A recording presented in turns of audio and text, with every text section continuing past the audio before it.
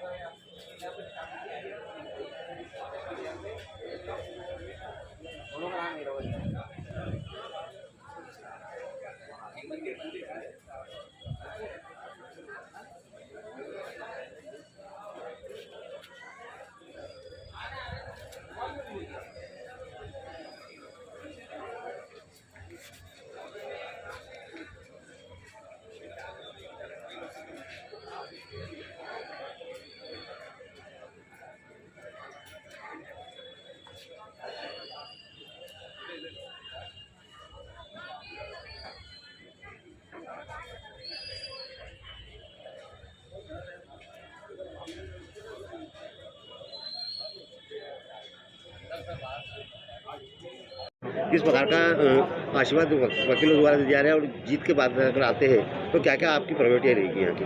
आप यकीन और विश्वास कर लेना कि मैं अभिभाषक साथियों और उसके वर्ग के लिए पूरी तरह से समर्पित हूँ। सन 2005 में मैं सेक्रेटरी रह चुका हूँ। 2011 से 14 तक मैं वाइस प्रेसिडेंट रहा हूँ।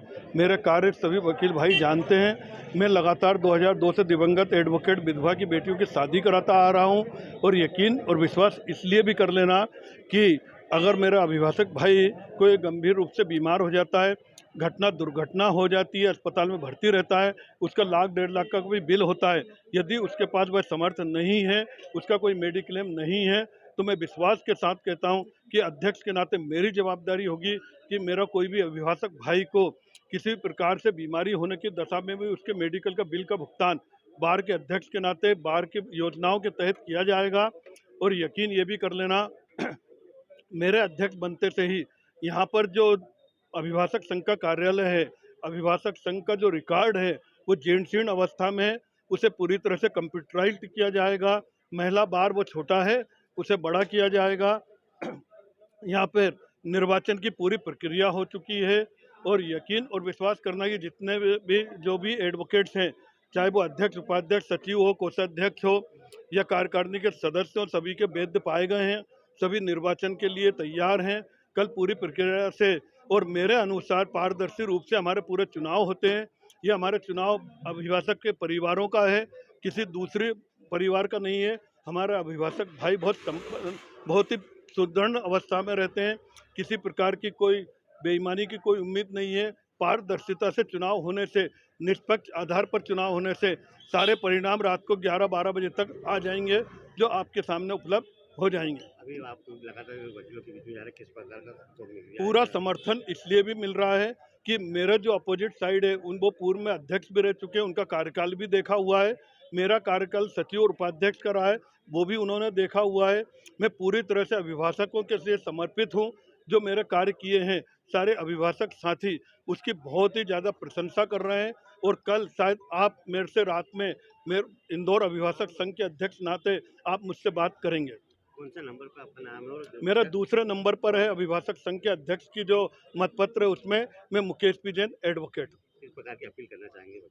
मैं अभिभाषकों से ये चाहता हूँ कि 5 प्रत्याशी हैं, आप ईमानदारी से अपने दिल और हृदय पर हाथ रखकर जो आपको अभिभाषक जो अध्यक्ष पद के अनुकूल लगे उसे ही वोट देना। मेरी योजनाएं आपके सामने है, मैं अभिभाषकों के लिए हमेशा समर्पित रहूँगा। सर बताएं, चुनाव को लेकर क्या तैयारी? इंदौर अभिभाषक संघ इंदौर के वार्षिक निर्वाचन कल सुबह होना है और कल सुबह 10 बजे से लेकर के शाम को 5 बजे तक मतदान की कार्रवाई होने वाली है। मतदान के लिए सभी हमारे जितने साथी हैं सभी में बड़ा उत्साह है और जो लोग चुनाव लड़ रहे हैं उनमें भी बड़ा उत्साह है। सब लोग अपने प्रचार में लगे हुए हैं। वोट डालने का जहाँ तक प्रश्न है, हमने सभी मतदाता भाइयों से अपील की है कि वे अपने साथ में अभिभाषक संघ का जो वोटर आईडी कार्ड है वो लेकर के आएँ। किसी वजह से यदि अभिभाषक संघ का वोटर आईडी कार्ड उनके पास नहीं है तो स्टेट बार काउंसिल ने जो वोटर आईडी कार्ड दिया वो ले आएँ। अगर वो भी नहीं है तो फिर जो सेंट्रल गवर्नमेंट ने जो नोटिफाई किए हैं आधार कार्ड या पैन कार्ड, इसमें से कोई एक डॉक्यूमेंट लेकर के आएँ और जिनके पास ये दस्तावेज होगा उनको हम वोट डालने की परमिशन देंगे। हर बार की तरह इस बार कैंडिडेट ज़्यादा खड़े हुए हैं। समय के अनुसार लोग घटते बढ़ते रहते हैं। इस बार निर्वाचन में बहुत उत्साह है, बहुत सारे लोग चुनाव प्रक्रिया में हिस्सा ले रहे हैं और वैसे भी ये तो अच्छी बात है जितने लोग निर्वाचन में हिस्सा लें। और हमारी निर्वाचन टीम की तैयारी पूरी है। हमारे करीब 15 साथी हैं, सभी कोर्ट के वरिष्ठ अभिभाषक हैं, सभी लोग मिलकर के इस निर्वाचन प्रक्रिया का हिस्सा बनेंगे। करीब 80 और साथी हैं जो इस निर्वाचन प्रक्रिया में हमारे सहयोगी बनेंगे। हमारे जीपी साहब हैं अभिजीत राठौर साहब, उनकी और उनके एजीपी लोगों की पूरी टीम भी हमारे साथ इस काम में लगी हुई है। हमारे साथ निशित भाई हैं, मेहरा जी हैं, ये पूरी टीम इस निर्वाचन के कार्य में लगी हुई है और सभी लोग मिलकर के शांतिपूर्ण निर्वाचन हो ऐसा हम लोग प्रयास करेंगे। सर कितनी देर से रहेगा और कितने वोट टोटल है इसमें? 4,495 वोटर जो अभी हमने बताएं, जो स्टेट बार काउंसिल ने अधिकृत किए उनको वोट डालने की परमिशन हम देने वाले हैं। और सुबह 10 बजे से लेकर शाम को 5 बजे तक मतदान की प्रक्रिया होगी और 5:30 बजे से काउंटिंग की प्रक्रिया शुरू होगी। सर कैंपस की बात की जाए तो किस प्रकार की व्यवस्था आपके द्वारा की? इस कैंपस को लेकर के अभी हमने डिस्ट्रिक्ट जज साहब से मुलाकात करी है। सिक्योरिटी को लेकर के इस बार विशेष प्रबंध किए हैं। जो अभिभाषक लोग हैं वही इस कैंपस में प्रवेश पाएंगे। अभिभाषक के अलावा कई बार क्या होता है कि ये जो निर्वाचन की प्रक्रिया होती है इसमें कुछ असामाजिक तत्व भी प्रवेश पा जाते हैं। इस बार सख्ती से निपटा जाएगा।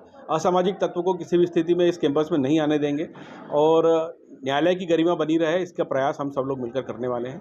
और हमको माननीय डिस्ट्रिक्ट जज साहब ने भी ये आश्वासन दिया है कि उनकी तरफ से भी पूरा सहयोग हमको मिलेगा।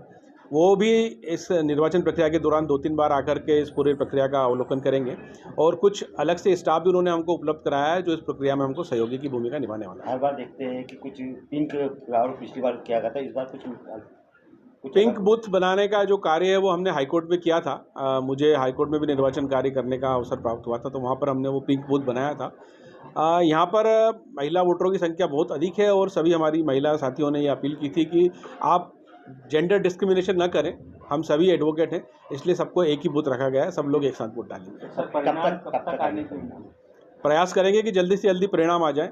हमारा ध्यान जो है वो निष्पक्ष काउंटिंग, निष्पक्ष मतदान और निष्पक्ष काउंटिंग की ओर रहेगा। जल्दबाजी हम नहीं करने वाले हैं। जब तक सब साथी हमारे संतुष्ट नहीं हो जाएं तब तक हम परिणाम डिक्लेयर न करेंगे। सब संतुष्ट होने के बाद ही परिणाम डिक्लेयर करेंगे। प्रयास करेंगे कि 11 साढ़े 11 बजे तक परिणाम आ जाए। दावे आपत्ति के लिए भी कुछ रूल बनाए होंगे, किसी को आपत्ति हो या रिकॉल्टिंग के लिए? वो उस वक्त जो जैसी आवश्यकता होगी उस हिसाब से निर्णय लेंगे।